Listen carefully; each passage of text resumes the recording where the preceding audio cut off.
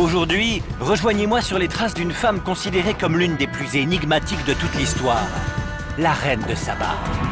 D'après la Bible, elle serait venue du désert à la tête d'une caravane et se serait rendue à la cour du roi Salomon à Jérusalem. De nombreuses cultures la revendiquent comme faisant partie de leur patrimoine. Mais quelle vérité se cache derrière ces mythes? Pour le découvrir, je vais partir explorer des vestiges de temples en Éthiopie, suivre les antiques itinéraires des caravanes à travers des contrées bibliques, avant de me diriger vers le dangereux no man's land tribal du Yémen moderne. À la recherche de la vérité, je ne reculerai devant rien.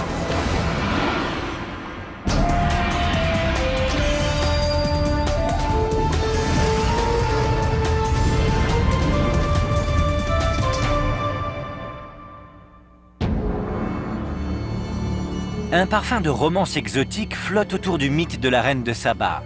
Les contes de tradition populaire et les textes sacrés la décrivent comme une femme fascinante et d'une grande beauté, puissante, sophistiquée et dotée d'une immense fortune.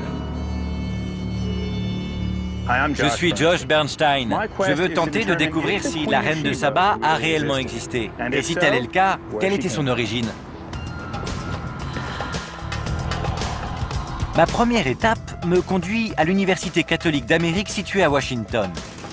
La bibliothèque de l'université abrite l'une des plus importantes collections de textes religieux aux États-Unis.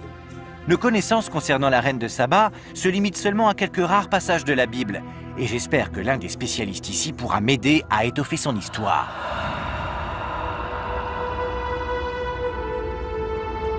D'après le premier livre des rois, la reine se rendit à Jérusalem à la tête d'une longue caravane chargée d'or, de pierres précieuses et d'aromates, qu'elle présenta en offrande au roi Salomon. La Bible omet cependant de préciser où se situait le royaume de Saba. Le docteur Doug Gropp est un spécialiste des textes du Moyen-Orient, et je lui ai demandé de m'aider à déchiffrer d'autres passages qui pourraient nous fournir des indices intéressants. Dans Jérémie, chapitre 6, verset 20, le Seigneur dit « Lamazéli, Louvena, Mishva, Tavo » que m'apporte de l'encens apporté de Saba.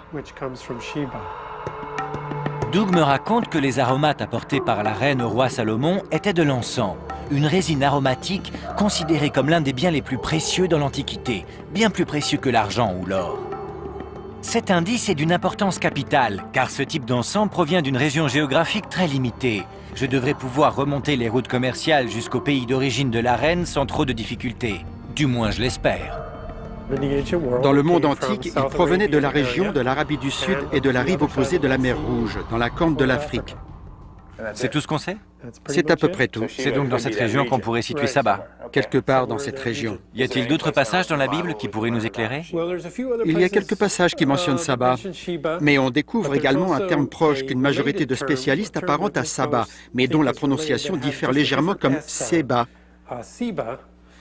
Doug me dit que Saba apparaît parfois sous une orthographe et une prononciation différentes. Il me montre un passage du livre d'Isaïe dans l'Ancien Testament qui fait référence à un pays appelé Séba. Mais plus important encore, il m'indique avec une certaine précision où ce pays aurait pu se situer. Donc Séba se situe soit dans la région du sud du Soudan, soit dans la Corne de l'Afrique, c'est-à-dire dans la zone de l'Éthiopie. Oui, nous avons un autre passage dans le livre d'Isaïe. Il y a un autre passage du livre d'Isaïe qui décrit le peuple au centre de ma quête. Il nous livre également son nom. Et les Sabéens qui sont décrits sous le terme Anshemida, des hommes de stature. Ce sont des hommes de grande taille. Les Éthiopiens sont des gens de grande taille? C'est exact. J'ai ici une gravure qui représente la rencontre entre Salomon et Saba. Doug me révèle que le mythe éthiopien de la reine de Saba est particulièrement élaboré et qu'il tient une place importante dans l'histoire du pays. Il faut donc croire que l'Éthiopie a un lien historique réel avec la reine de Saba. Oui, cela fait partie intégrante de leur conscience nationale. La reine de Saba pouvait donc être originaire soit d'Éthiopie, soit d'Arabie du Sud, mais d'après ce que je viens d'entendre, on dirait que la balance penche en faveur de l'Éthiopie. On dirait que je vais partir en Afrique. Je m'embarque dans un vol transatlantique à destination de la Corne de l'Afrique.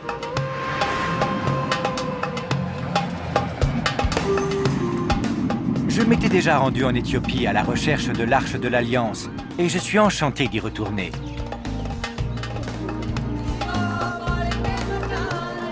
Je débute ma quête d'indices sur la piste de la reine dans la région montagneuse qui se situe au nord du pays, au cœur d'un village tranquille au surnom local évocateur. Nous sommes dans la ville de Lalibela, également surnommée la Nouvelle Jérusalem.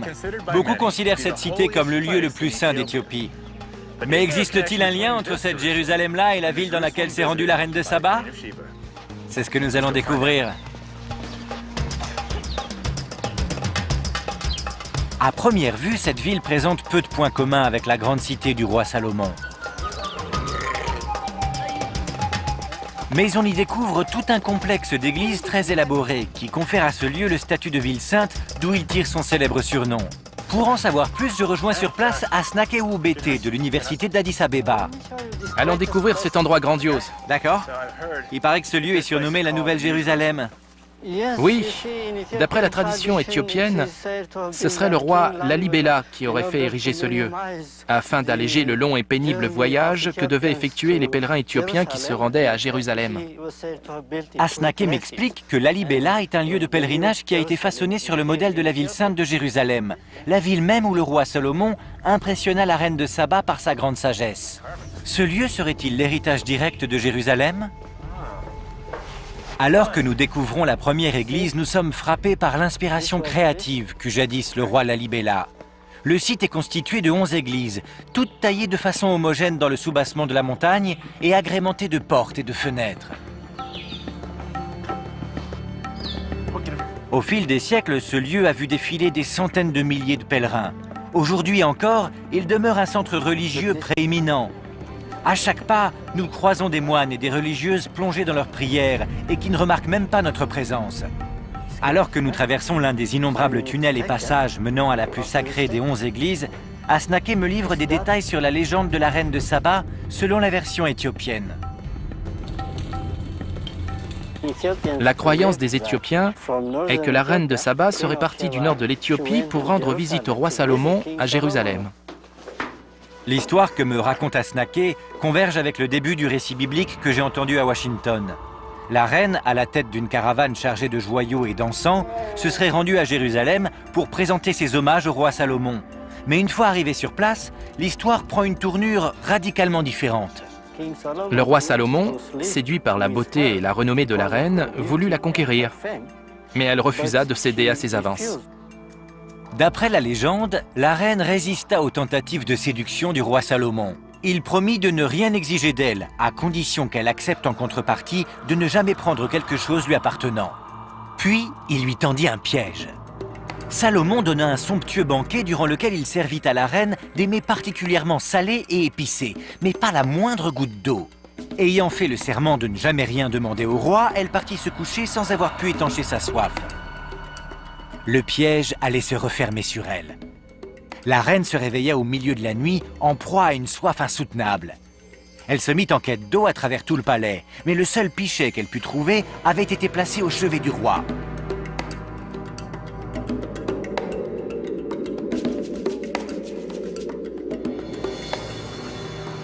La reine ayant trahi sa promesse, Salomon considéra qu'il était en droit de rompre la sienne. La légende prétend que suite à cette nuit, la reine aurait donné un fils à Salomon. Prénommé Ménélik Ier, il fonda la dynastie salomonienne d'Éthiopie. Une dynastie qui régna pendant 3000 ans et qui ne prit fin qu'à la mort de l'empereur Haïlé Sélassié en 1975. Le fait de pouvoir établir un tel lien joue un rôle prépondérant dans l'histoire et l'identité du pays. Si, de par sa filiation, les origines du peuple éthiopien remontent à Salomon, par conséquent, cela fait des Éthiopiens des enfants d'Israël parmi le peuple élu. L'importance spirituelle de la Nouvelle Jérusalem est d'autant plus flagrante lorsque nous atteignons notre destination, l'église la plus pittoresque de Lalibela. Bâtie en forme de croix, Beth Georgos, ou la maison de Saint-Georges, fut la dernière des églises à être construite. La finesse d'exécution et l'élégance des détails témoignent de l'attention particulière qui a été apportée à la réalisation de l'ouvrage. Alors que nous descendons la tranchée sinueuse qui mène à l'entrée, je suis saisi par la dimension mystique de ce lieu. Ce qui est surprenant, c'est qu'une grande quantité de pierres utilisées pour construire les temples provient de ces étroits passages creusés ici.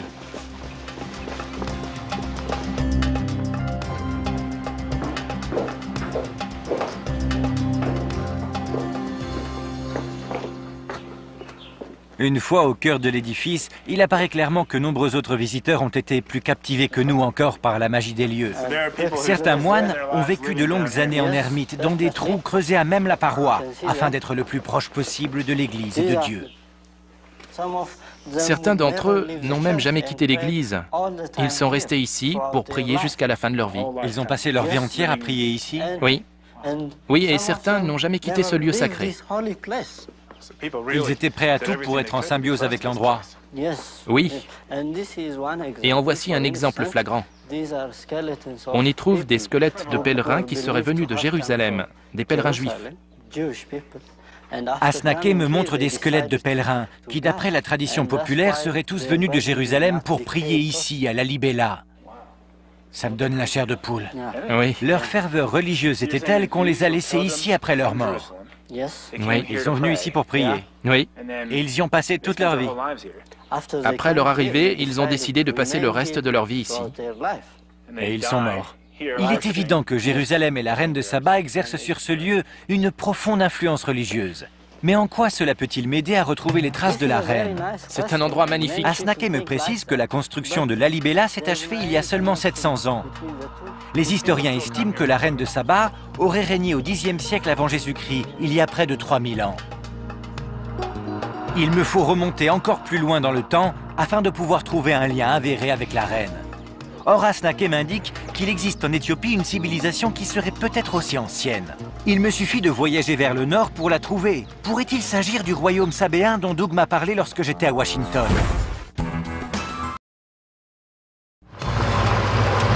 Je me suis rendu dans la corne de l'Afrique à la recherche de la reine de Saba. J'ai découvert que parmi les offrandes qu'elle apporta au roi Salomon, il y avait un encens qu'on ne trouve que dans de rares endroits autour de la mer Rouge. En Éthiopie, j'ai visité un lieu baptisé la Nouvelle Jérusalem. Là-bas, j'ai appris que la reine tenait une place prépondérante dans l'identité culturelle éthiopienne. À présent, je suis lancé sur une piste qui me conduit dans la province du Tigré, au cœur du pays de l'encens. J'ai donné rendez-vous à mon vieil ami Misgana Gananou pour en savoir plus sur cette précieuse matière. L'encens est donc utilisé en Éthiopie depuis des millénaires? Oui, c'est une tradition millénaire. Le pays de l'encens. D'après la Bible, la reine aurait apporté à Salomon une abondance d'encens telle qu'il n'en vit plus jamais de pareil. Me familiariser avec l'histoire de l'encens en Éthiopie m'aidera peut-être à découvrir si c'est bien là qu'a débuté le voyage de la reine. L'encens est utilisé dans toutes sortes de cérémonies religieuses en Éthiopie. Oui, on le retrouve dans toutes les religions. On brûle toujours de l'encens au cours de la messe. S'il n'y a pas d'encens, il n'y a pas de service religieux et pas de vie. On va assister à la fabrication? Il est fabriqué selon la même tradition ancestrale. Mais rien n'a changé. Tout est fabriqué à la main. Nous nous rendons dans la ville de Chiré, où l'encens est fabriqué selon une méthode traditionnelle avant d'être vendu à travers toute l'Afrique et le Moyen-Orient. Voici le site de fabrication. À peine entré à l'intérieur du bâtiment, je me rends compte en effet que les méthodes ont très peu évolué. Voici comment elle le prépare avant qu'il soit vendu sur le marché. Elles travaillent toutes à la fabrication de l'encens. Ici, dans la province du Tigré, l'encens est une source de revenus importante pour l'économie locale, comme c'est le cas depuis des millénaires. Tous les membres de la communauté participent à la production. Les femmes travaillent ici, les hommes sont dehors pour récolter la résine. Ils collectent la résine. Et les enfants ne savent pas où aller, alors ils restent ici pour aider. Ils viennent ici pour aider leur famille. Je vois. Vous pouvez m'expliquer la fabrication? Cette femme coupe l'écorce pour en retirer la meilleure qualité d'encens. L'encens est récolté sous la forme de résine qu'on extrait d'un arbre appelé Boswellia, auquel on pratique des entailles. L'encens se trouve dans l'écorce. La méthode de gémage est la même que celle utilisée dans la production du sirop d'érable. Mais pour l'encens, on laisse la résine durcir sur les arbres. L'écorce incrustée de résine est ensuite taillée avant d'être amenée ici, où les femmes séparent l'encens durci du bois. Ça n'est pas bon, hein? Il faut tailler les bords. Comme ça, je décide de me lancer. Elle est contente que je lui donne un coup de main. Ou au contraire, elle se dit que je suis en train de gâcher son travail. On va vite le savoir. C'est bon ça? Non? D'accord, vous voyez, il y a une petite tache là, il faut l'enlever. Il faut raffiner cette résine afin qu'elle soit la plus pure possible, n'est-ce pas? Oui. De la résine pure? Oui, oui. Il faut vraiment avoir l'œil pour ça. Et ensuite? Je vais vous montrer. D'accord. D'accord? Merci.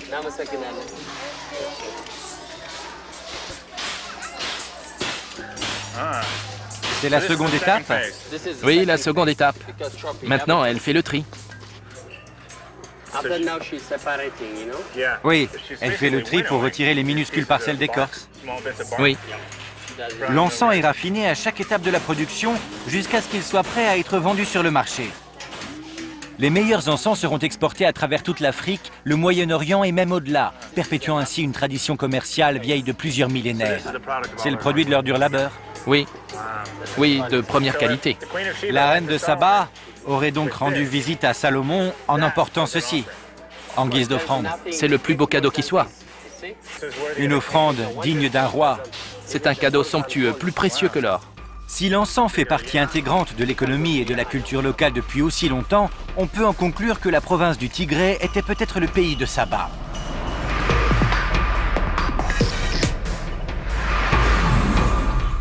Dirigeons-nous maintenant vers le petit village de Yéa, à quelques heures de route, pour visiter un temple. J'apprends que l'existence de ce village remonte au début de la civilisation en Éthiopie. Miss Ghana m'indique que Yéa fut le centre du premier État créé en Éthiopie, il y a 2500 à 3000 ans, ce qui correspond exactement à l'époque du règne de Saba. Pourrait-il exister un rapport entre ce lieu et la mystérieuse civilisation sabéenne? Du temple, il ne reste désormais que ses vestiges, mais avec ses hauts murs qui se dressent vers le ciel, on peut facilement imaginer qu'il fut jadis un édifice grandiose, et sans doute digne d'une reine légendaire. Le complexe a été depuis transformé en église chrétienne, mais en ce haut lieu, les témoignages des rites païens ancestraux sont omniprésents. Certains éléments du temple d'origine, tels que ces têtes d'antilopes sculptées dans les murs du temple, demeurent des objets de vénération. À l'intérieur, les moines me montrent leurs plus précieux trésors, des inscriptions gravées dans la pierre qui ont été retirées du temple. Malheureusement, personne ici ne peut les déchiffrer. En effet, la langue dans laquelle elles ont été écrites n'est pas une langue éthiopienne. En revanche, les moines m'apprennent que la langue en question est le sabéen, une langue sud-arabique. C'est une information très intéressante. Doug Gropp m'avait confié que la reine pouvait être originaire soit de la Corne de l'Afrique, soit du sud de l'Arabie. L'indice que je viens de recueillir ici à Yéa m'indique que le peuple sabéen était peut-être originaire d'Arabie et qu'il aurait émigré vers l'Éthiopie.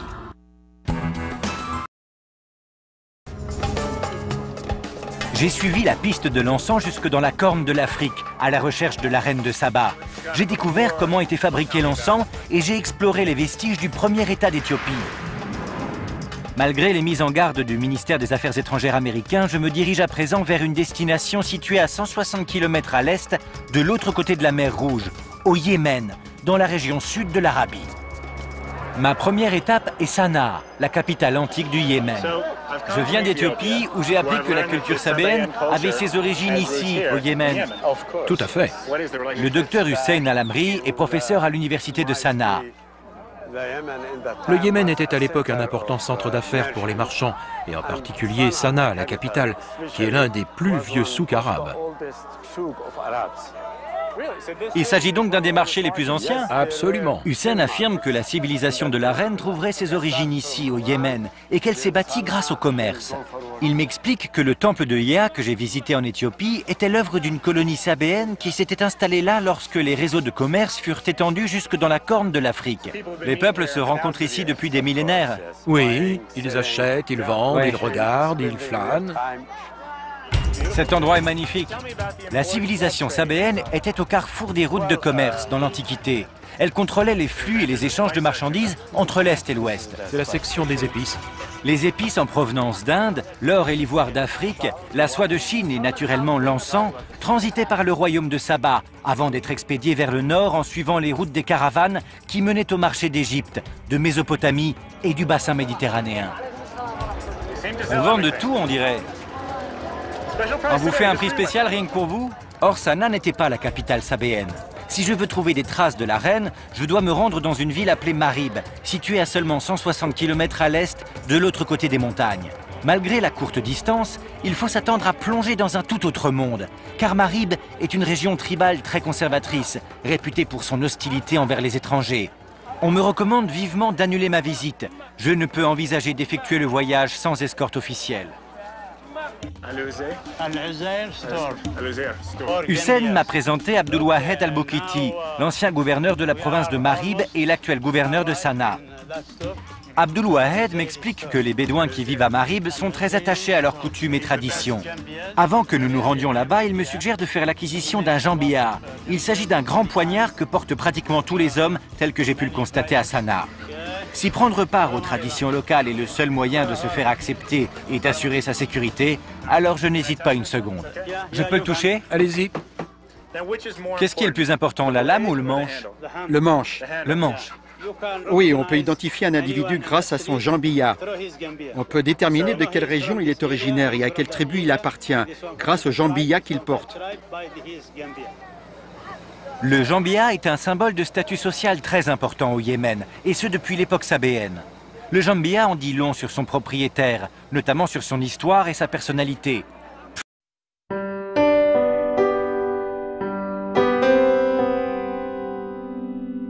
Plus le manche est ancien, et plus le jambiya a de valeur.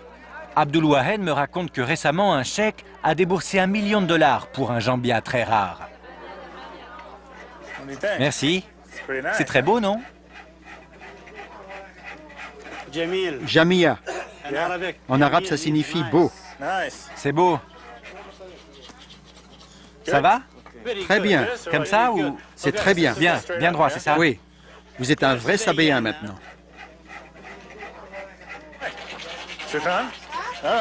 Maintenant que je possède mon propre jambiya, Abdulwahed m'invite à une autre tradition populaire yéménite, le khat. Il faut le mâcher, comme ça. Oui, c'est ça. Oui, c'est assez curieux. Vous sentez le goût? C'est fort et amer. Oui. C'est très sec. Ce n'est pas doux. C'est très sec. Qu'est-ce qui se passe quand on en mâche beaucoup comme eux? On se sent à l'aise. Serein, c'est ça? Ça permet d'être plus productif au travail. On peut lire plus longtemps. Et ça empêche de dormir. Ça empêche de dormir? Ça vous tient éveillé. Intéressant. Oui. Et c'est une tradition. Le khat est un stimulant naturel qui est consommé chaque après-midi par près de 80% de la population, ce qui équivaut à prendre 6 expressos très serrés. Ça se mange. Sans façon. Il vous demande d'avaler le khat. Goûter ne suffit pas. Je suis aussi contraint d'aller jusqu'au bout de cette expérience d'initiation. Il vous demande de tout avaler. Mon Dieu. En faisant comme ceci. Ah oui? D'accord, je ne voudrais pas l'offenser. C'est sans danger. Tout ira bien. J'aimerais pouvoir vous décrire le goût, mais je n'ai jamais rien goûté de tel. Je comprends. C'est très amer. Ça pourrait ressembler à une botte de pissenlit. Mais c'est très amer. Je vais attendre de ressentir les effets et ensuite je flotterai tranquillement. Maintenant que j'ai formellement été initié aux us et coutumes yéménites, je suis prêt à me rendre dans la zone tribale du désert. J'ignore s'il s'agit de l'excitation ou des effets prolongés du khat, mais le lendemain matin, lorsque retentit l'appel à la prière qui annonce l'aube d'un nouveau jour, je n'ai qu'une hâte, partir à l'aventure. Bonjour, c'est une magnifique journée. J'ai pris mon jambiya et je vais rejoindre Abdulwahed pour aller à Marib.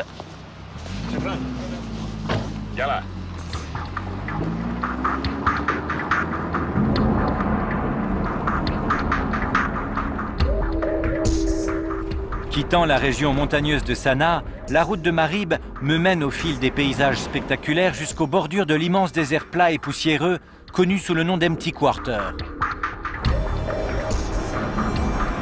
Je vais rejoindre Abdulwahed à mi-chemin. Il est parti en éclaireur afin d'assurer ma sécurité dans cette zone livrée au chaos. Au fil des années, cette route a acquis la triste réputation d'être la proie des bandits de grand chemin. Bonjour. Certaines tribus sont connues pour kidnapper les voyageurs afin d'obtenir une rançon. La présence d'Abdulwahed dans cette expédition devrait me garantir un voyage sans heurts. mais même lui s'entoure de certaines précautions.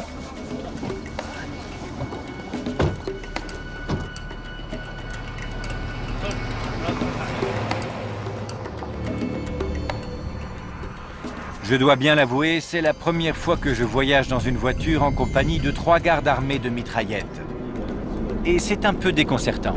Vous avez toujours des gardes avec vous? Vous voyagez toujours avec des gardes? Des gardes armés? Lorsqu'on se rend à Marib, il faut être accompagné de gardes.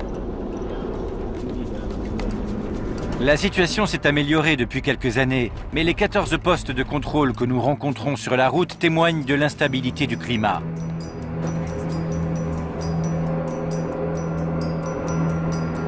« 160 km plus loin, nous arrivons sans encombre aux abords de la ville. Alors que nous roulons vers la cité antique, je vois s'élever au loin un ensemble de bâtiments. Cependant, au fur et à mesure que nous approchons, je me rends compte qu'il ne s'agit plus que d'un village de ruines. Abdul Wahed m'explique que ces édifices datent d'il y a 300 ans environ, mais que les fondations de la ville remontent à près de 3000 ans, à l'époque de la reine de Saba.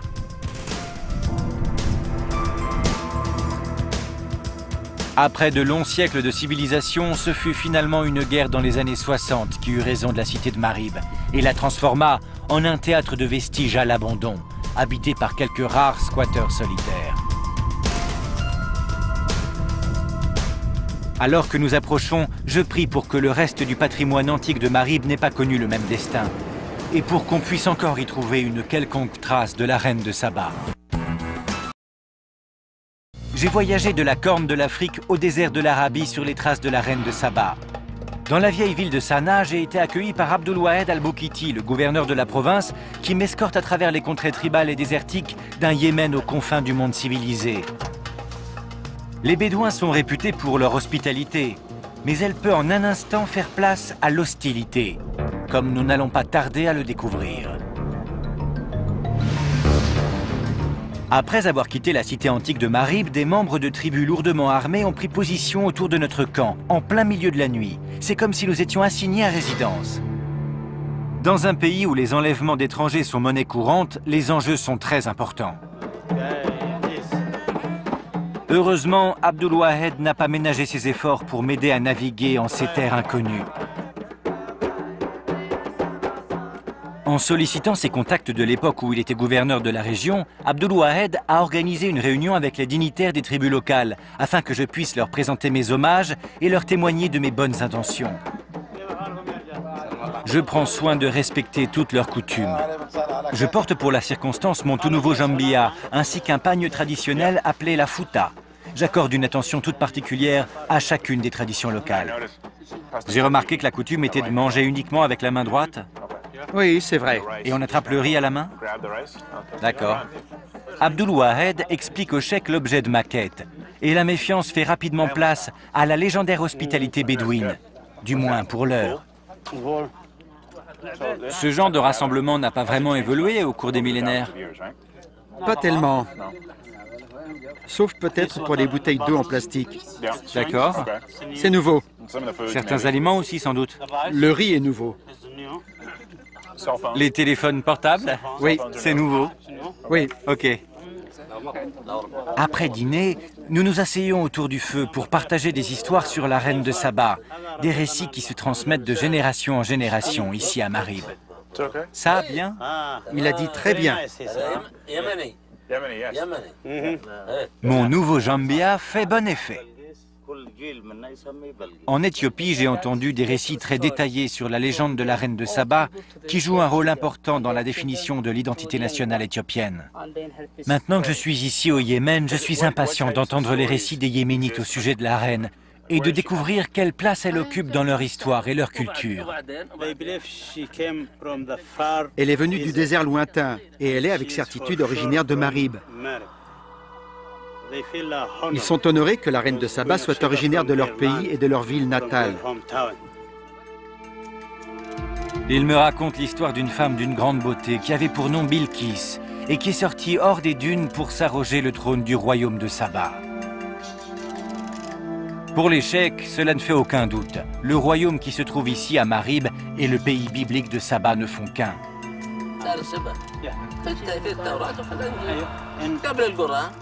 Dans les livres sacrés, oui. Le Coran retrace également des histoires très colorées au sujet du royaume sur lequel Bilqis aurait régné. Et de plus, il indique où en trouver les vestiges. C'était un paradis. Le Coran indique qu'il y avait 2 paradis. Les Cheikhs m'expliquent que le royaume de Saba est décrit dans le Coran comme le pays aux 2 paradis. Le nom fait référence aux 2 oasis verdoyantes créées par un barrage qui avait été érigé par les Sabéens à Marib. Un barrage dont on peut encore apercevoir les vestiges. Je crois que je devrais aller voir ce barrage et continuer d'explorer Marib. Est-ce que les Cheikhs m'accordent leur permission?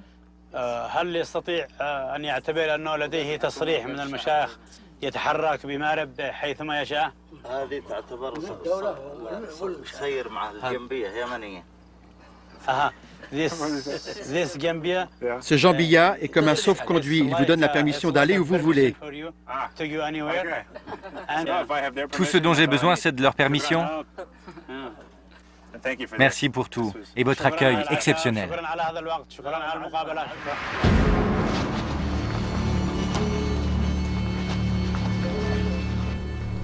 Ma soirée passée en compagnie des Cheikhs fut couronnée de succès.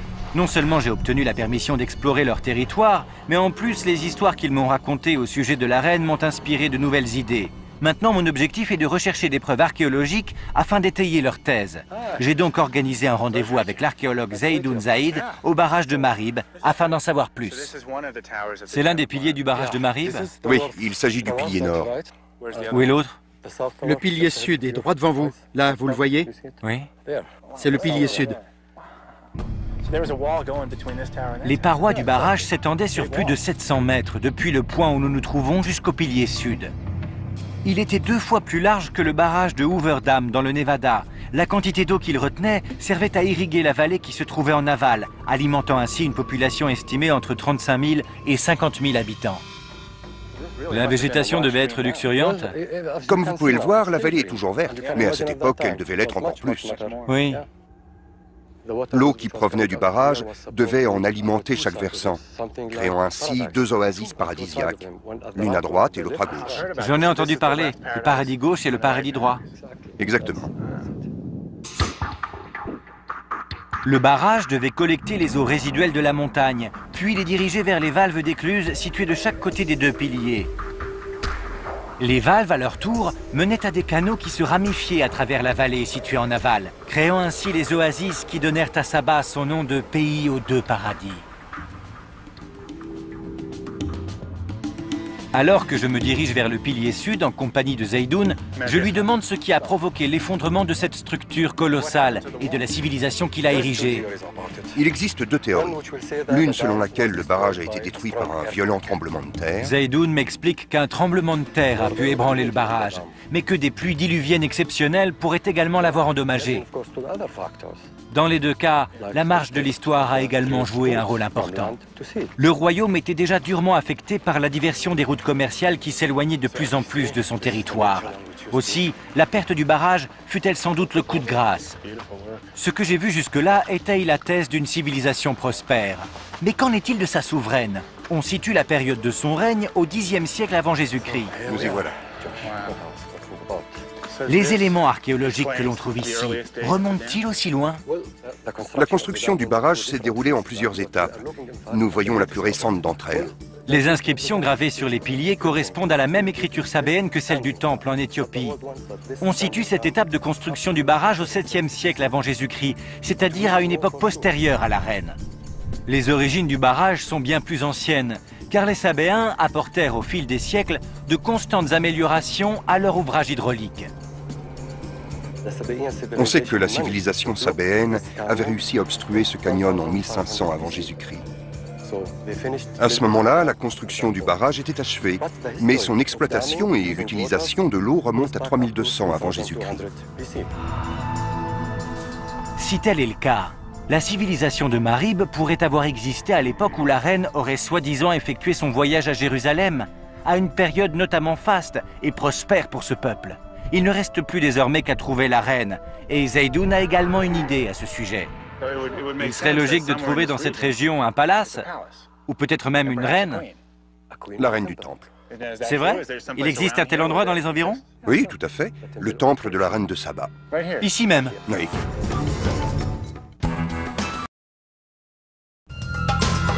Ma quête pour percer le mystère de la reine de Saba m'a conduit à voyager à travers le monde et les millénaires. Une archive religieuse me relate l'histoire du voyage qu'elle aurait effectué pour rendre visite au roi Salomon à Jérusalem. En Éthiopie, j'apprends que c'est grâce à l'encens qu'elle aurait bâti son immense fortune légendaire. Ici, au Yémen, je découvre que la reine et sa civilisation sont mentionnées dans le Coran et qu'elles sont présentes dans la tradition orale des peuples autochtones. À présent, je me trouve dans un lieu qui pourrait être le siège de sa civilisation. Un temple balayé par le sable qui porte son nom. Maram Bilkis, le sanctuaire de la reine de Saba. Afin de découvrir ce qu'il révèle au sujet de la reine, j'ai rendez-vous avec une dame exceptionnelle. Marilyn Phillips Hodgson, de la Fondation américaine pour l'étude de l'homme. Elle réalise des fouilles sur ce site depuis plus d'une décennie. Ravi d'être ici. Avant de partir explorer le temple, Marilyn et moi devons présenter nos hommages au cheikh qui supervise le site. Le cheikh Marzout et ses fils veillent avec ferveur sur le Maram Bilkis, le joyau de leur patrimoine, et par conséquent, ils veulent s'assurer que mes intentions sont honorables. Je suis ravi que le cheikh me fasse un accueil favorable, vu qu'il est armé jusqu'aux dents. Mes explorations à Marib ont attiré l'attention, et bien que les tribus locales m'aient donné leur bénédiction pour rester ici, je dois tout de même agir avec prudence. Après quelques échanges courtois, on nous donne le feu vert pour partir explorer l'enceinte du temple. C'est ce mur qui a été découvert en premier ici? Oui, tout le reste était recouvert de sable. Marilyn m'indique que la surface totale de l'ensemble architectural représente 18 hectares, ce qui en fait de loin le plus grand temple antique de toute la péninsule arabique. Or, seule une infime partie a été dégagée. Travailler ici est une bataille perpétuelle contre les vents et le sable, qui recouvre inlassablement une grande partie du site entre les périodes de fouilles. J'ai demandé à Marilyn comment elle s'est retrouvée dans une contrée aussi hostile. Je suis venue ici pour poursuivre les rêves inachevés de mon frère. Et c'est devenu ma passion. C'est Wendell Phillips, le frère de Marilyn, qui a le premier mis à jour le Maram Bilkis au début des années 50. Lorsqu'il débuta les fouilles, le temple était presque entièrement enfoui sous le sable. Et même si ses travaux d'excavation ne durèrent que le temps d'une saison, il exhuma des mines de trésors. Votre frère est venu ici avec son équipe d'archéologues. Que s'est-il passé? Il a découvert de nombreux trésors fabuleux. Et le plus grandiose de tous est celui-ci. Je vais vous en montrer une image. Ah ouais? Chaque yéménite la possède, car elle est imprimée sur les billets de 50 riyals. C'est une découverte telle qu'elle figure sur les billets. C'est exact. Un soldat d'1,30 m, l'un des plus grands souverains de cette région. C'est impressionnant. Oui. La statue découverte par Wendell Phillips est considérée comme l'un des plus grands trésors de l'art sabéen. Elle représente un souverain qui avait pour nom le Mahdi Karib. Il porte un jambia à la ceinture. Cette statue qui date du VIe siècle avant Jésus-Christ permit de donner un visage à la glorieuse civilisation de la reine de Saba. Malheureusement, Wendell n'eut pas la chance d'achever ses travaux. Une guerre tribale l'obligea à quitter Marib 4 mois seulement après son arrivée sur le site. Il ne voulait pas partir, ce fut un déchirement. Il a dû s'en aller en laissant derrière lui tous ses trésors. Après avoir fait ses découvertes monumentales, il a dû fuir pour une question de vie ou de mort. Oui. Et que s'est-il passé après son départ? Le site a été entièrement recouvert de sable, à l'exception du péristyle, derrière moi, ainsi que du grand mur d'enceinte. Et ici, à 6 mètres au-dessus du sol, tout était recouvert? Absolument. Près de 50 ans se sont écoulés avant que Marilyn et son équipe aient la possibilité de retourner à Marib. Depuis la reprise des travaux, la Fondation est parvenue à dégager une plus grande partie du site. C'est comme la bibliothèque du Congrès? Oui. L'assistant du directeur de chantier nous rejoint. Il s'agit d'Abdou Galeb, un archéologue yéménite. Il me montre quelques-unes de leurs récentes découvertes. Tout événement important de la vie quotidienne était gravé dans les pierres? Oui, gravé. Le Maram Bilkis est littéralement recouvert d'inscriptions. Les lignes élégantes de cette écriture sud-arabique que j'ai eu l'occasion de rencontrer lors de mon voyage ornent la quasi-totalité de la surface du temple. Ces inscriptions nous livrent de précieux enseignements sur la vie économique et sociale des tribus, sur leurs noms, sur leur mode de vie. Abdou m'explique que tous les aspects de la vie quotidienne sont consignés ici, des rites religieux aux récits concernant la vie économique et sociale. Et que l'équipe de la Fondation n'a fait que gratter la surface. En dessous, ce qui se trouve en dessous date du 8e siècle avant Jésus-Christ, mais tout est recouvert de sable. Et donc si on creuse, on peut creuser très profond, jusqu'à 15 mètres. À l'instar du grand barrage de Marib, le Maram Bilkis a connu de nombreuses améliorations et sa surface s'est étendue au fil des générations. À ce jour, personne n'a encore découvert d'inscription faisant référence à la reine de Saba. Mais plus ils creusent et plus les membres de l'équipe remontent dans le temps, se rapprochant ainsi de l'époque du règne de la souveraine. J'ai demandé à Abdou et Merilyn si leur découverte pouvait apporter des éclaircissements quant aux légendes que j'ai entendues tout au long de mon voyage.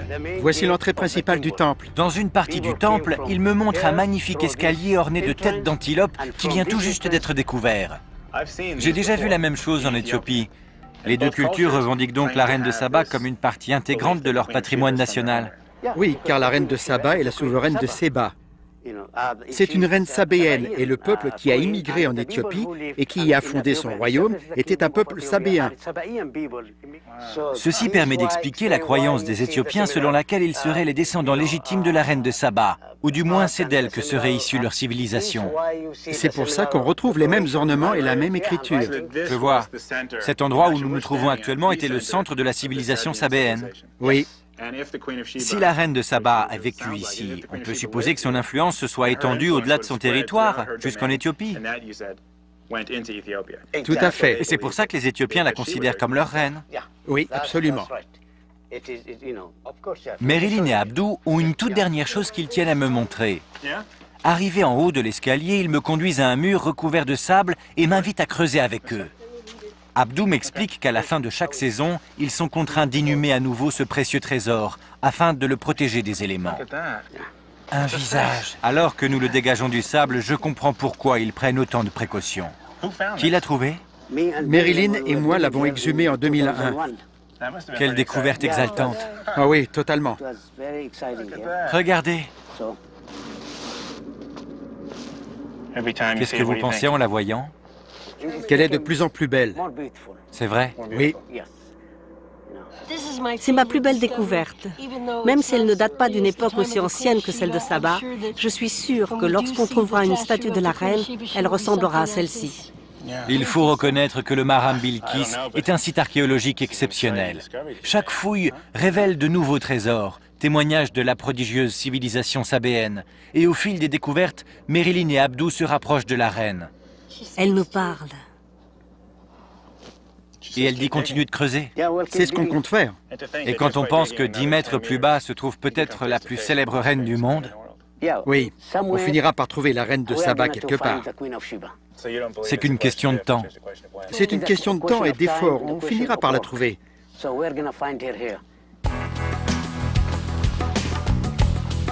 Ma quête de vérité pour lever le voile sur la légende de la reine de Saba s'achève sur un succès. À défaut d'avoir trouvé la reine elle-même, je suis parvenu à retrouver les traces de sa civilisation. Et j'ai découvert au fil de mes voyages la place prépondérante qu'elle tient dans les cultures sud-arabiques et éthiopiennes. Peut-être que Merilyn et Abdou finiront par la trouver. Et peut-être même plus tôt que prévu. Ce qui est sûr, c'est que le mythe de cette légendaire reine continuera encore longtemps de nous fasciner.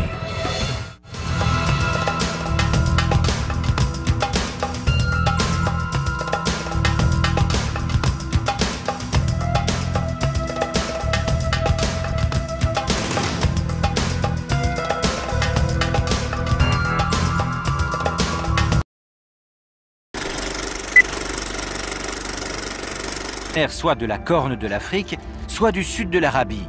L'indice que je viens de recueillir ici à Yéha m'indique que le peuple sabéen était peut-être originaire d'Arabie et qu'il aurait émigré vers l'Éthiopie.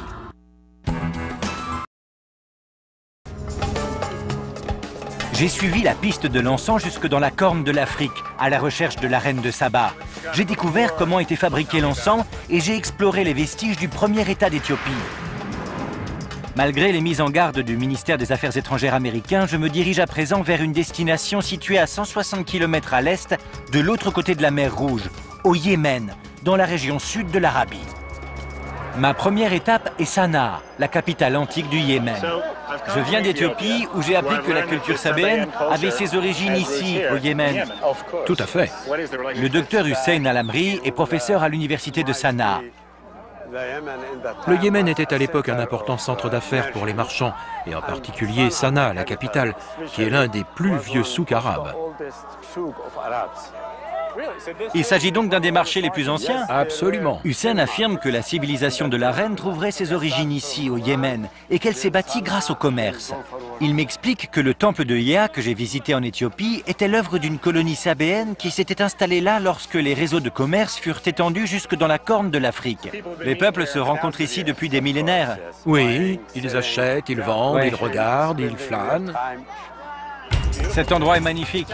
La civilisation sabéenne était au carrefour des routes de commerce dans l'Antiquité. Elle contrôlait les flux et les échanges de marchandises entre l'Est et l'Ouest. C'est la section des épices. Les épices en provenance d'Inde, l'or et l'ivoire d'Afrique, la soie de Chine et naturellement l'encens transitaient par le royaume de Saba avant d'être expédiés vers le nord en suivant les routes des caravanes qui menaient au marché d'Égypte, de Mésopotamie et du bassin méditerranéen. On vend de tout, on dirait. On vous fait un prix spécial rien que pour vous? Or, Sanaa n'était pas la capitale sabéenne. Si je veux trouver des traces de la reine, je dois me rendre dans une ville appelée Marib, située à seulement 160 km à l'est, de l'autre côté des montagnes.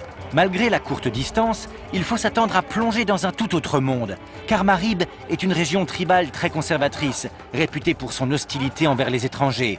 On me recommande vivement d'annuler ma visite. Je ne peux envisager d'effectuer le voyage sans escorte officielle. Hussein m'a présenté Abdulwahed Al-Boukiti, l'ancien gouverneur de la province de Marib et l'actuel gouverneur de Sanaa. Abdulwahed m'explique que les Bédouins qui vivent à Marib sont très attachés à leurs coutumes et traditions. Avant que nous nous rendions là-bas, il me suggère de faire l'acquisition d'un jambia. Il s'agit d'un grand poignard que portent pratiquement tous les hommes, tel que j'ai pu le constater à Sanaa. Si prendre part aux traditions locales est le seul moyen de se faire accepter et d'assurer sa aliment aussi sans doute. Le riz est nouveau. Les téléphones portables? Oui. C'est nouveau? Oui. Ok. Après dîner, nous nous asseyons autour du feu pour partager des histoires sur la reine de Saba, des récits qui se transmettent de génération en génération ici à Marib. Ça, bien? Il a dit très bien. Mon nouveau jambia fait bon effet. En Éthiopie, j'ai entendu des récits très détaillés sur la légende de la reine de Saba, qui joue un rôle important dans la définition de l'identité nationale éthiopienne. Maintenant que je suis ici au Yémen, je suis impatient d'entendre les récits des Yéménites au sujet de la reine et de découvrir quelle place elle occupe dans leur histoire et leur culture. Elle est venue du désert lointain et elle est avec certitude originaire de Marib. Ils sont honorés que la reine de Saba soit originaire de leur pays et de leur ville natale. Il me raconte l'histoire d'une femme d'une grande beauté qui avait pour nom Bilkis et qui est sortie hors des dunes pour s'arroger le trône du royaume de Saba. Pour les Cheikhs, cela ne fait aucun doute. Le royaume qui se trouve ici à Marib et le pays biblique de Saba ne font qu'un.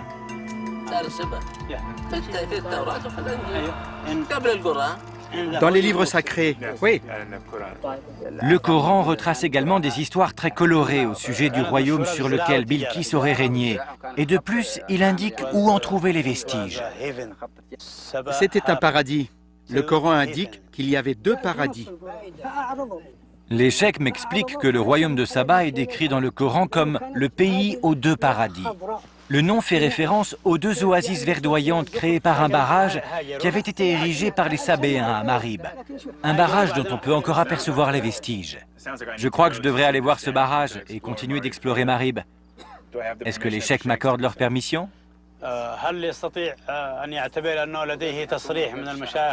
يتحرك بمارب حيثما يشاء. هذه تعتبر سير مع الجنبية يمنية. Ce jambia est comme un sauf-conduit. Il vous donne la permission d'aller où vous voulez. Tout ce dont j'ai besoin, c'est de leur permission? Merci pour tout et votre accueil exceptionnel.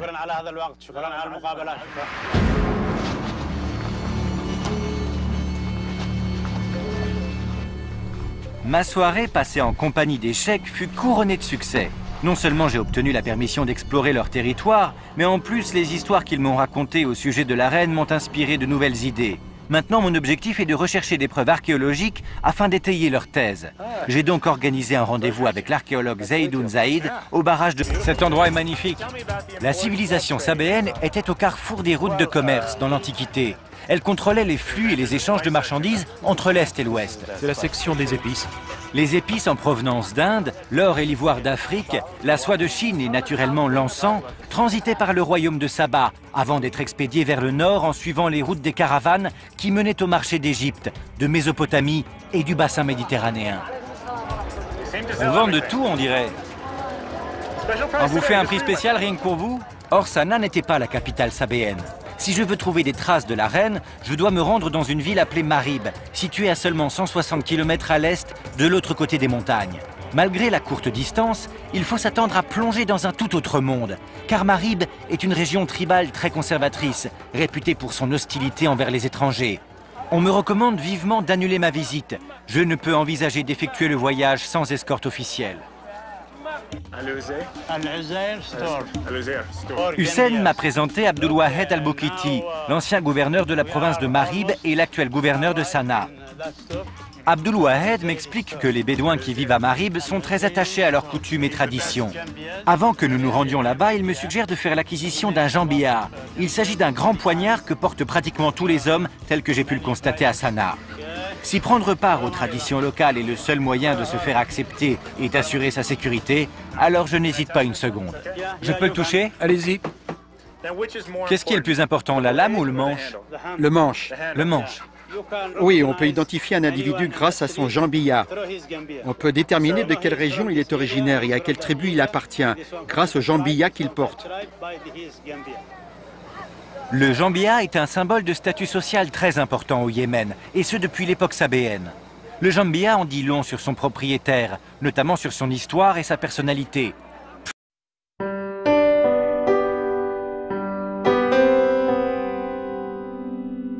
Plus le manche est ancien, et plus le jambiya a de valeur. Abdulwahed me raconte que récemment, un cheikh a déboursé $1 million pour un jambiya très rare. Merci. C'est très beau, non? Jamia. En arabe, ça signifie beau. C'est beau. Ça va? Très bien. Comme ça ou... C'est très bien. Bien, bien droit, c'est ça? Oui. Vous êtes un vrai sabéen maintenant.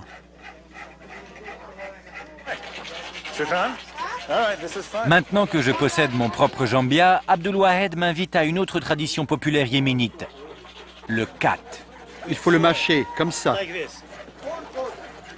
Oui, c'est ça. Oui, c'est assez curieux. Vous sentez le goût? C'est fort et amer. Oui. Ça, bien? Il a dit très bien. Mon nouveau jambiya fait bon effet. En Éthiopie, j'ai entendu des récits très détaillés sur la légende de la reine de Saba, qui joue un rôle important dans la définition de l'identité nationale éthiopienne.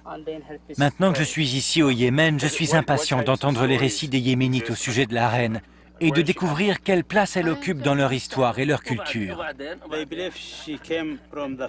Elle est venue du désert lointain et elle est avec certitude originaire de Marib. Ils sont honorés que la reine de Saba soit originaire de leur pays et de leur ville natale. Il me raconte l'histoire d'une femme d'une grande beauté qui avait pour nom Bilkis et qui est sortie hors des dunes pour s'arroger le trône du royaume de Saba. Pour les cheikhs, cela ne fait aucun doute. Le royaume qui se trouve ici à Marib et le pays biblique de Saba ne font qu'un.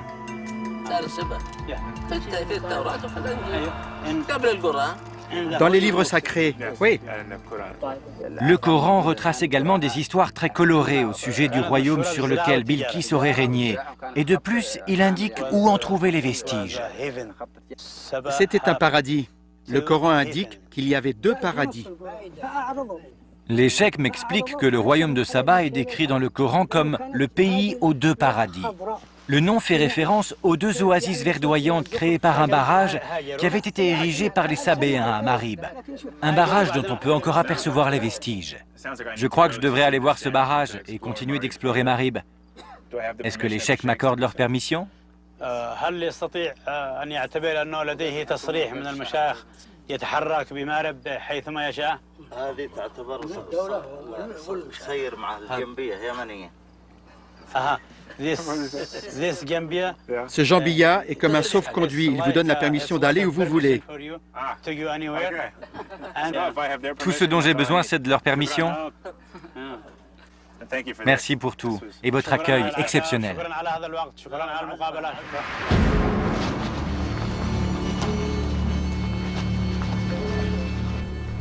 Ma soirée passée en compagnie des cheikhs fut couronnée de succès. Non seulement j'ai obtenu la permission d'explorer leur territoire, mais en plus les histoires qu'ils m'ont racontées au sujet de la reine m'ont inspiré de nouvelles idées. Maintenant, mon objectif est de rechercher des preuves archéologiques afin d'étayer leur thèse. J'ai donc organisé un rendez-vous avec l'archéologue Zaidoun Zaïd au barrage de Marib afin d'en savoir plus. C'est l'un des piliers du barrage de Marib? Oui, il s'agit du pilier nord. Où est l'autre? Le pilier sud est droit devant vous. Là, vous le voyez? Oui. C'est le pilier sud. Les parois du barrage s'étendaient sur plus de 700 mètres. Promis de ne rien exiger d'elle, à condition qu'elle accepte en contrepartie de ne jamais prendre quelque chose lui appartenant. Puis, il lui tendit un piège. Salomon donna un somptueux banquet durant lequel il servit à la reine des mets particulièrement salés et épicés, mais pas la moindre goutte d'eau. Ayant fait le serment de ne jamais rien demander au roi, elle partit se coucher sans avoir pu étancher sa soif. Le piège allait se refermer sur elle. La reine se réveilla au milieu de la nuit, en proie à une soif insoutenable. Elle se mit en quête d'eau à travers tout le palais, mais le seul pichet qu'elle put trouver avait été placé au chevet du roi.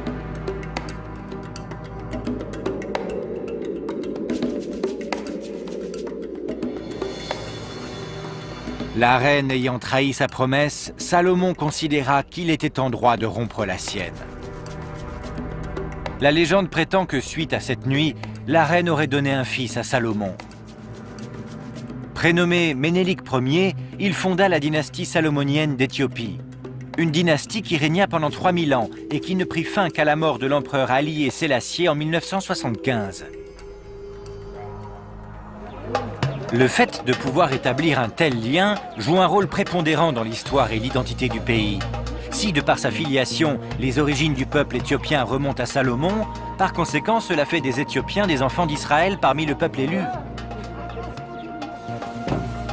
L'importance spirituelle de la Nouvelle-Jérusalem est d'autant plus flagrante lorsque nous atteignons notre destination, l'église la plus pittoresque de Lalibela. Bâtie en forme de croix, Beth Georgos, ou la maison de Saint-Georges, fut la dernière des églises à être construite. La finesse d'exécution et l'élégance des détails témoignent de l'attention particulière qui a été apportée à la réalisation de l'ouvrage. Alors que nous descendons la tranchée sinueuse qui mène à l'entrée, je suis saisi par la dimension mystique de ce lieu. Ce qui est surprenant, c'est qu'une grande quantité de pierres utilisées pour construire les temples provient de ces étroits passages creusés ici.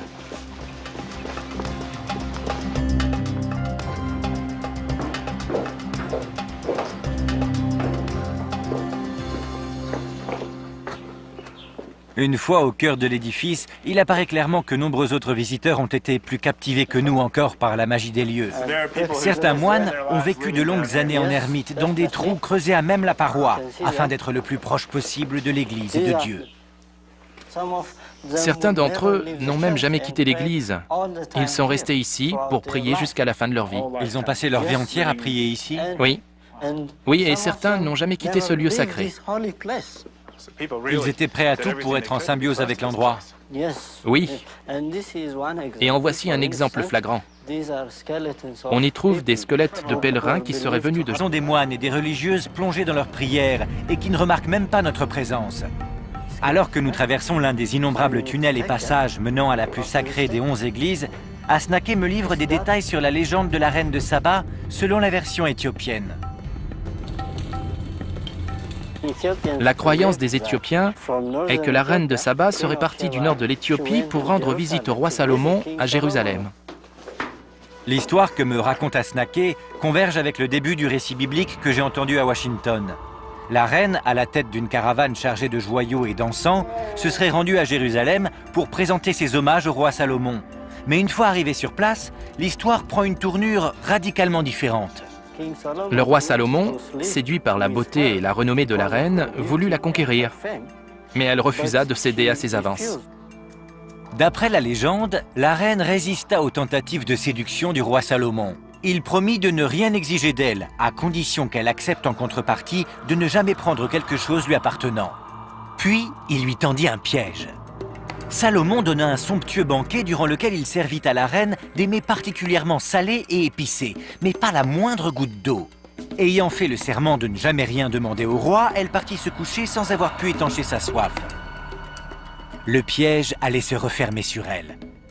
La reine se réveilla au milieu de la nuit, en proie à une soif insoutenable.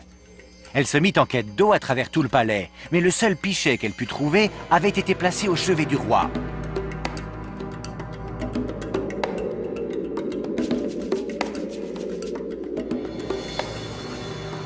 La reine ayant trahi sa promesse, Salomon considéra qu'il était en droit de rompre la sienne. La légende prétend que suite à cette nuit, la reine aurait donné un fils à Salomon. Prénommé Ménélik Ier, il fonda la dynastie salomonienne d'Éthiopie. Une dynastie qui régna pendant 3000 ans et qui ne prit fin qu'à la mort de l'empereur Haïlé Sélassié en 1975. Le fait de pouvoir établir un tel lien joue un rôle prépondérant dans l'histoire et l'identité du pays. Si, de par sa filiation, les origines du peuple éthiopien remontent à Salomon, par conséquent, cela fait des Éthiopiens des enfants d'Israël parmi le peuple élu. L'importance spirituelle de la Nouvelle Jérusalem est d'autant plus flagrante lorsque nous atteignons notre destination, l'église la plus pittoresque de Lalibela. Bâtie en forme de croix, Beth Georgos, ou la maison de Saint-Georges, fut la dernière des églises à être construite. La finesse d'exécution et l'élégance des détails témoignent de l'attention particulière qui a été apportée à la réalisation de l'ouvrage. Alors que nous descendons la tranchée sinueuse qui mène à l'entrée, je suis saisi par la dimension mystique de ce lieu.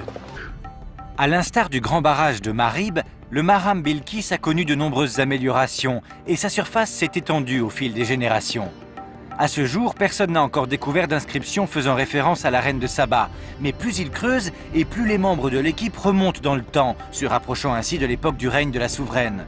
J'ai demandé à Abdou et Merilyn si leur découverte pouvait apporter des éclaircissements quant aux légendes que j'ai entendues tout au long de mon voyage. Voici l'entrée principale du temple. Dans une partie du temple, il me montre un magnifique escalier orné de têtes d'antilope qui vient tout juste d'être découvert. J'ai déjà vu la même chose en Éthiopie. Les deux cultures revendiquent donc la reine de Saba comme une partie intégrante de leur patrimoine national. Oui, car la reine de Saba est la souveraine de Séba. C'est une reine sabéenne et le peuple qui a immigré en Éthiopie et qui y a fondé son royaume était un peuple sabéen. Ceci permet d'expliquer la croyance des Éthiopiens selon laquelle ils seraient les descendants légitimes de la reine de Saba, ou du moins c'est d'elle que serait issue leur civilisation. C'est pour ça qu'on retrouve les mêmes ornements et la même écriture. Je vois. Cet endroit où nous nous trouvons actuellement était le centre de la civilisation sabéenne. Oui. Si la reine de Saba a vécu ici, on peut supposer que son influence se soit étendue au-delà de son territoire, jusqu'en Éthiopie. Tout à fait. Et c'est pour ça que les Éthiopiens la considèrent comme leur reine. Oui, absolument. Merilyn et Abdou ont une toute dernière chose qu'ils tiennent à me montrer. Arrivés en haut de l'escalier, ils me conduisent à un mur recouvert de sable et m'invitent à creuser avec eux. Abdou m'explique qu'à la fin de chaque saison, ils sont contraints d'inhumer à nouveau ce précieux trésor, afin de le protéger des éléments. Un visage. Alors que nous le dégageons du sable, je comprends pourquoi ils prennent autant de précautions. Qui l'a trouvé? Merilyn et moi l'avons exhumé en 2001. Quelle découverte exaltante. Ah oui, totalement. Regardez. Qu'est-ce que vous pensez en la voyant? Qu'elle est de plus en plus belle. C'est vrai? Oui. C'est ma plus belle découverte. Même si elle ne date pas d'une époque aussi ancienne que celle de Saba, je suis sûre que lorsqu'on trouvera une statue de la reine, elle ressemblera à celle-ci. Il faut reconnaître que le Maram Bilkis est un site archéologique exceptionnel. Chaque fouille révèle de nouveaux trésors, témoignages de la prodigieuse civilisation sabéenne. Et au fil des découvertes, Marilyn et Abdou se rapprochent de la reine. Elle nous parle. Et elle dit continuer de creuser. C'est ce qu'on compte faire. Et quand on pense que 10 mètres plus bas se trouve peut-être la plus célèbre reine du monde, Oui, on finira par trouver la reine de Saba quelque part. c'est qu'une question de temps. C'est une question de temps et d'effort. On finira par la trouver.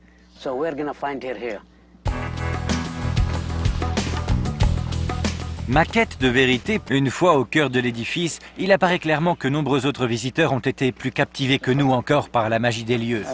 Certains moines ont vécu de longues années en ermite, dans des trous creusés à même la paroi, afin d'être le plus proche possible de l'Église et de Dieu. Certains d'entre eux n'ont même jamais quitté l'église. Ils sont restés ici pour prier jusqu'à la fin de leur vie. Ils ont passé leur vie entière à prier ici. Oui. Oui, et certains n'ont jamais quitté ce lieu sacré. Ils étaient prêts à tout pour être en symbiose avec l'endroit. Oui. Et en voici un exemple flagrant. On y trouve des squelettes de pèlerins qui seraient venus de Jérusalem, des pèlerins juifs. Asnaquet me montre des squelettes de pèlerins qui, d'après la tradition populaire, seraient tous venus de Jérusalem pour prier ici, à la Libella. Ça me donne la chair de poule. Oui. Leur ferveur religieuse était telle qu'on les a laissés ici après leur mort. Oui. Ils sont venus ici pour prier. Oui. Et ils y ont passé toute leur vie. Après leur arrivée, ils ont décidé de passer le reste de leur vie ici. Et ils sont morts. Il est évident que Jérusalem et la reine de Saba exercent sur ce lieu une profonde influence religieuse. Mais en quoi cela peut-il m'aider à retrouver les traces de la reine? C'est un endroit magnifique. Asnaquet me précise que la construction de Lalibela s'est achevée il y a seulement 700 ans. Les historiens estiment que la reine de Saba aurait régné au Xe siècle avant Jésus-Christ, il y a près de 3000 ans. Il me faut remonter encore plus loin dans le temps afin de pouvoir trouver un lien avéré avec la reine. Or, Asnaquet m'indique qu'il existe en Éthiopie une civilisation qui serait peut-être aussi ancienne. Il me suffit de voyager vers le nord pour la trouver. Pourrait-il s'agir du royaume sabéen dont Doug m'a parlé lorsque j'étais à Washington?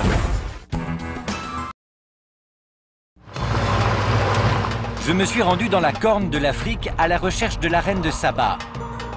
J'ai découvert que parmi les offrandes qu'elle apporta au roi Salomon, il y avait un encens qu'on ne trouve que dans de rares endroits autour de la mer Rouge.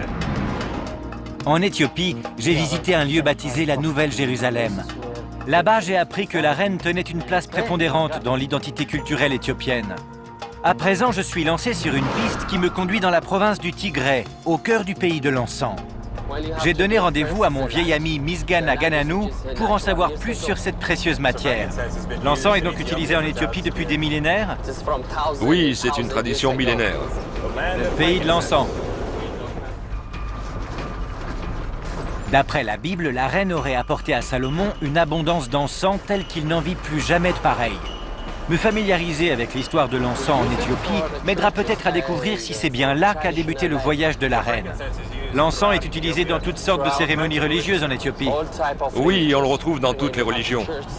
On brûle toujours de l'encens au cours de la messe. S'il n'y a pas d'encens, il n'y a pas de service religieux et pas de vie. Vous voyagez toujours avec des gardes? Des gardes armés? Lorsqu'on se rend à Marib, il faut être accompagné de gardes. La situation s'est améliorée depuis quelques années, mais les 14 postes de contrôle que nous rencontrons sur la route témoignent de l'instabilité du climat.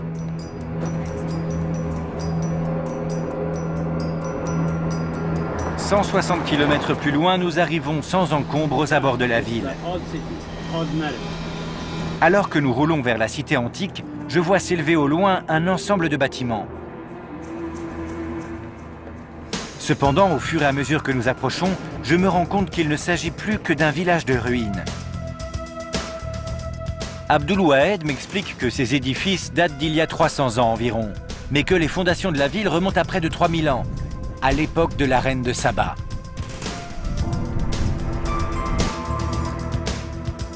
Après de longs siècles de civilisation, ce fut finalement une guerre dans les années 60 qui eut raison de la cité de Marib et la transforma en un théâtre de vestiges à l'abandon. habité par quelques rares squatteurs solitaires. Alors que nous approchons, je prie pour que le reste du patrimoine antique de Marib n'ait pas connu le même destin, et pour qu'on puisse encore y trouver une quelconque trace de la reine de Saba. J'ai voyagé de la Corne de l'Afrique au désert de l'Arabie sur les traces de la reine de Saba.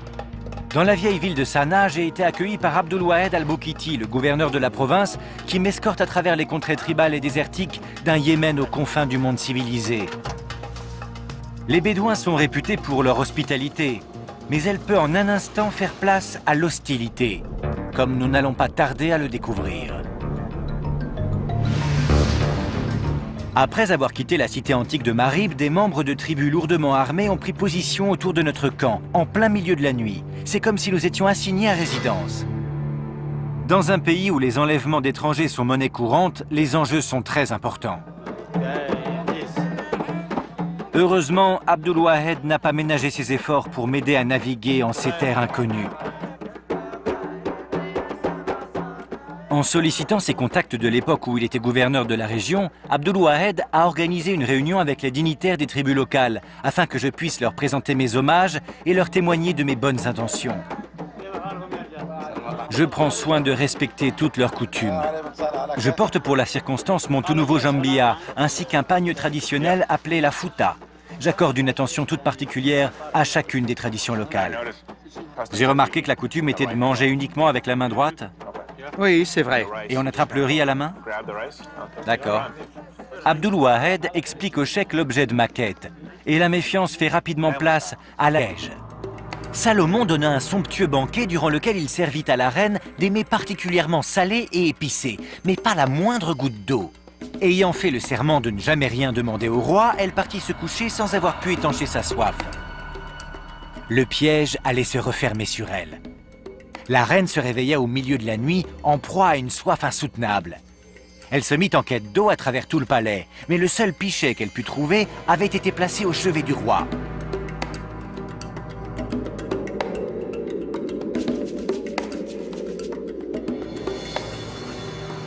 La reine ayant trahi sa promesse, Salomon considéra qu'il était en droit de rompre la sienne. La légende prétend que suite à cette nuit, la reine aurait donné un fils à Salomon. Prénommé Ménélik Ier, il fonda la dynastie salomonienne d'Éthiopie. Une dynastie qui régna pendant 3000 ans et qui ne prit fin qu'à la mort de l'empereur Haïlé Sélassié en 1975. Le fait de pouvoir établir un tel lien joue un rôle prépondérant dans l'histoire et l'identité du pays. Si, de par sa filiation, les origines du peuple éthiopien remontent à Salomon, par conséquent, cela fait des Éthiopiens des enfants d'Israël parmi le peuple élu. L'importance spirituelle de la Nouvelle-Jérusalem est d'autant plus flagrante lorsque nous atteignons notre destination, l'église la plus pittoresque de Lalibela. Bâtie en forme de croix, Beth Georgos, ou la maison de Saint-Georges, fut la dernière des églises à être construite. La finesse d'exécution et l'élégance des détails témoignent de l'attention particulière qui a été apportée à la réalisation de l'ouvrage. Alors que nous descendons la tranchée sinueuse qui mène à l'entrée, je suis saisi par la dimension mystique de ce lieu. Ce qui est surprenant, c'est qu'une grande quantité de pierres utilisées pour construire les temples provient de ces étroits passages creusés ici.